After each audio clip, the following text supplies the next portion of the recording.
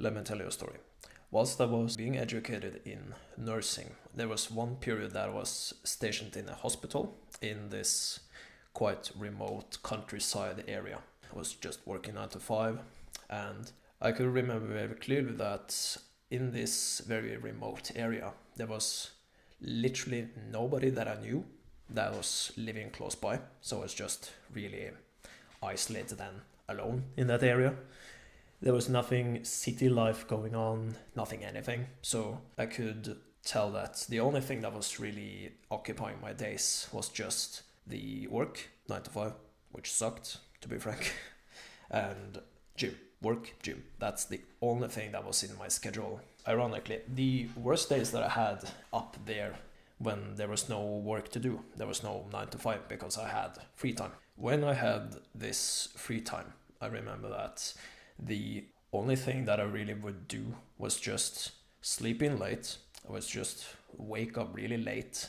I would just watch bullshit on my phone. I would just eat very rubbish food, just packed with sugars. So lots of chocolates, lots of chips, lots of just snacks, garbage food. I could easily just clock in 10 hours a day just watching bullshit on YouTube, doom scrolling, just pile up on chocolates, just eat, and I think many of you can relate to this feeling. You're just so fried in your brain from just watching bullshit, and you just get this very shameful feeling that you're not doing really this thing that you're supposed to do.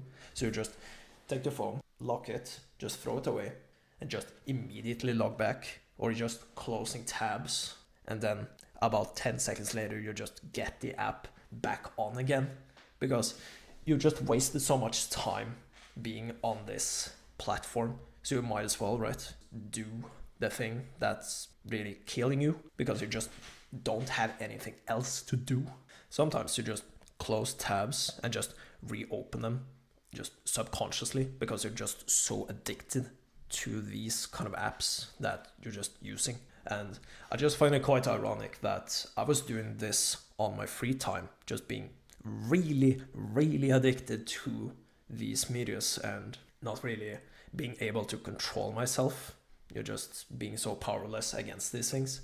And in the mealtime, while I was working 9 to 5, it's quite ironic that me being an addict, sometimes I got patients who were addicts. I just find it really ironic how I would tell them not to do the bad thing that they've just been told all their lives, and just like they know, but they do the bad habit anyways. Right after I've told them that, I just go to the bathroom stall with my own phone, watch some content for like 5 to 10 minutes just to get that little hit while you're at work, because that the work that you're doing is just find it really unappealing. You don't want to do it, and you just want to escape the reality. Find it just how ironic how an addict is telling another addict that they should quit, and just being a full hypocrite about it. I don't really think I need to explain to you guys what an addiction is, because you already know what they are. If you can admit that you're being an addict and you just have weaknesses, I think that we are going to be a very good team, because you have the humility to face it instead of being these other people who just try to cope that their addiction is someone helping them.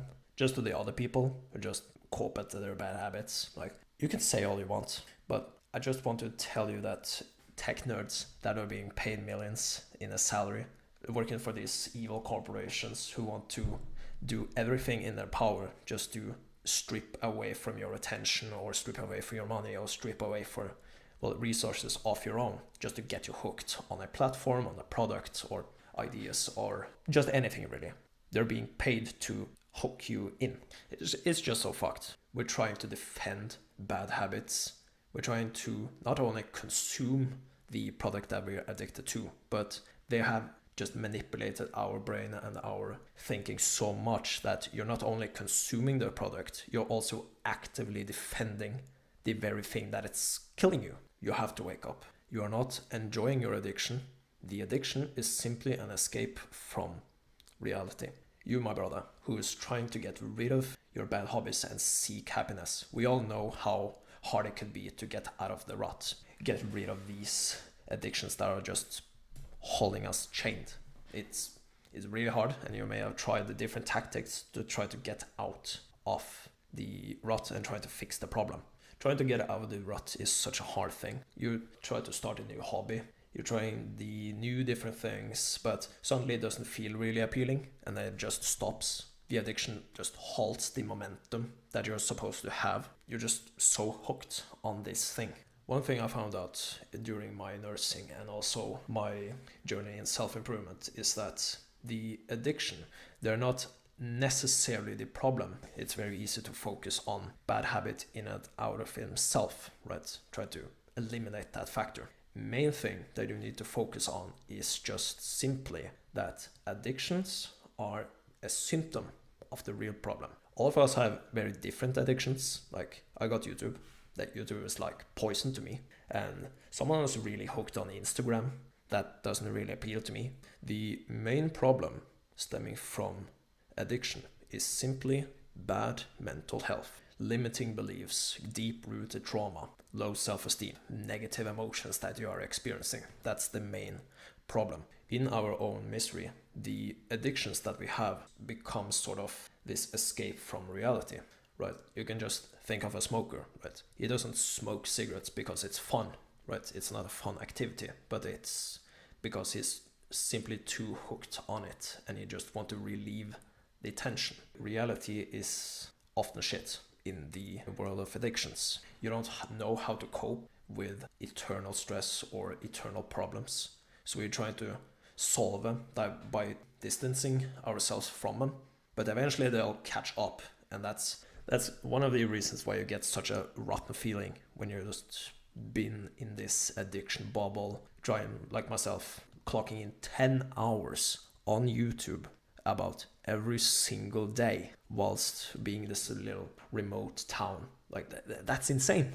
And when life is shit, you don't like it being shit. And so you find escapes to let time pass by themselves. But it feels good in the moment, but soon you're just going to realize that, oh, I'm just wasting time. Like, what the hell am I doing? I know this thing that I'm doing is bad, but I don't know how to fix it. Main topic of this video is simply going to be how you can get the ball rolling and how to get out of the rut. Just the simple push to get out. It might be a good step to try to fix your mental health. Someone gets success from this. At my experience is that when you're trying to just fix past traumas, you simply don't have the mental capacity to be reflective. You don't have the clear mindset trying to solve these bad traumas. Because if you're anything like me, like when you are stuck in a bad situation, you're just with very limiting beliefs, very negative thoughts. You might think that the bad situation you're in, you are the servant of that. The trauma that you have received as a child, you were the servant of that. Stumbling around this very negative bubble and you just can't find answers to it. So that's why I'm simply going to tell you very simple basic strats that you're going to start with just to get the ball rolling. As soon as you get some victories and you're getting more and more accomplishments, that's when you're going to tackle the more draining aspects of fixing your traumas. The simple one thing that we're stuck in a rut and it feels very impossible to try to get out of this bubble is simply because of one thing. You don't have anything going for you and you don't have anything to do in your life currently.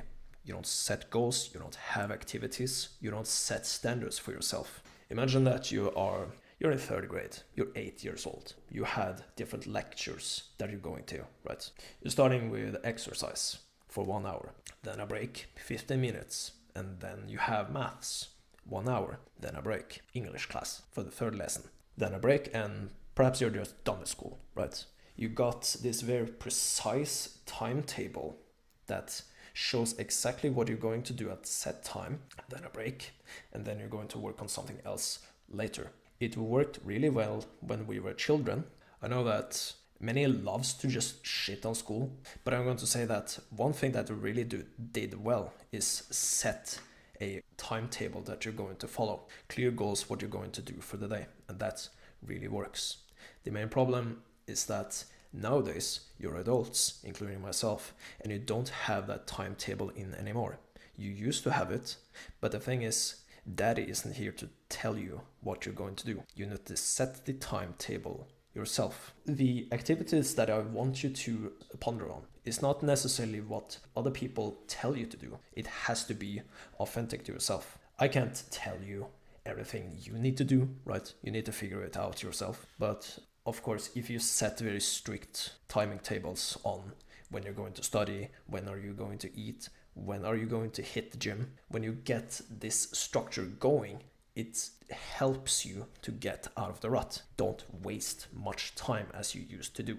You need to figure out what you want to do and what you want to prioritize making your plan. But the thing is, when you do the things that you have set yourself to do, certain feeling of victory, it's going to get the ball rolling. You want to do more because you feel accomplished. You're proud of yourself, right? You get this feeling back, the proud feeling that you probably haven't felt for a really long time, including myself. Having more and more victories in your life, you're going to be more forgiving to yourself, right? Because you are accomplishing important tasks. When you're first starting off making a timetable, you need to make it easy. You cannot fill in many different topics that you're going to do in, and you need to eliminate this ego thing many of us have. It sounds kind of condescending that, for example, one goal that you might have today is just simply get up early. That's the simple one goal that you need to focus on. Get up early and get good sleep. Many of us think that we are better than we are and set very high, unrealistic goals that we need to reach for. We want to do everything. We want to do everything at once because we believe that we are capable of doing that. But let me just tell you very simply, you're not that guy, right? You're not that guy because you haven't done these things before. So why do you think you can do them right now? It would be, I can get to one example, right? I used to watch back in the day lots of speedrun, and my favorite thing was Super Mario 64, right? It was really engaging and seeing the momentum, it was really cool, right? But you wouldn't, for anyone who's acknowledged about the game, you don't teach the new beginning guy who wants to speedrun Super Mario 64. You don't start with Salt Cannonless. You don't go and teach them about Tsukushima cycle. You don't get that advanced stuff right as a beginner. You don't watch top runners just kill it at the game and just expect them to just pull off the same, because these runners have done it thousands of times to craft and perfect their work. Why do you expect that you're going to stick the landing perfectly and create a new great timetable that you're going to follow for the rest of your life? Simply not gonna work. It would be like booting up an RPG. The first thing you want to do as a level 1 noob is to go to the giant dragon boss, try to kill it, and the only weapons that you have are your bare fists and sticks, and you're going to take down this giant dragon with 6,000 million trillion health. You're not going to do it. It's suicidal. You die, you game over, and you go into the cave, try to kill it again, and just do it over and over and over. It'd be foolish, right? You have to start simple. You need to start scaling down your enemies that you're going to tackle. With your stick in hand, you need to kill slimes first. Kill Choo-Choos from Zelda, whatever. Kill slimes, get experience. Then you're going to hop on worms, right? Kill worms. Farm XP. Get better weapons. Then you try to take down some goblins, right? You're scaling upwards the same way you would do at the gym, as in progressive overload. You take it very light in the beginning, then scale it upwards. You don't start with a heavy weight. You get used to the exercise and then just scale it upwards from there. You need to set an example for yourself by setting very simple goals. I believe that for many young men who are ambitious, the one thing that they start doing in their time plan is either sleep, trying to go to the gym, or maybe clean the room. As simple as that. You need to focus on one activity.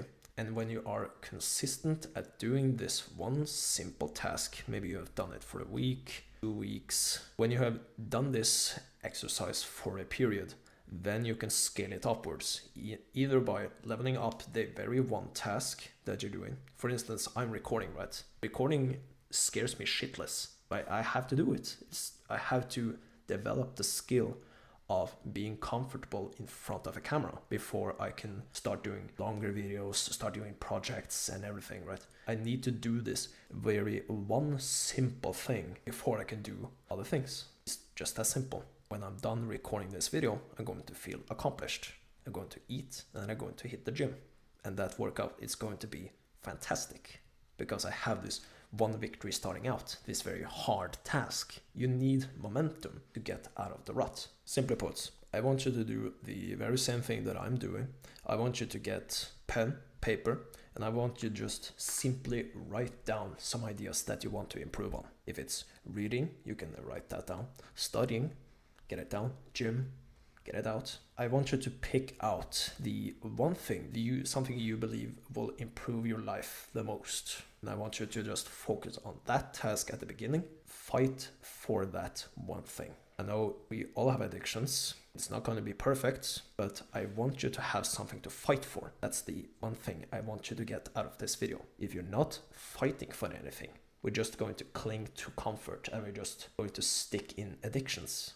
Because if you got nothing to do, of course you're going to do bad things. Of course you want to do the thing that is appealing to your brain. When you fill in your time with things to do, maybe you're like in school or working 9 to 5, you see this as well, right? When you're working 9 to 5, you don't think about scrolling on YouTube shorts. One thing, set a timestamp for it, level up that skill, and maybe add small things at a time. Don't rush. Get that sweet victory about doing that one task that's really important for you to do. Get it out, get out of the rut, and develop that skill as you go out. Join the Discord, join me, and join my movement. Stay strong and work on, brother.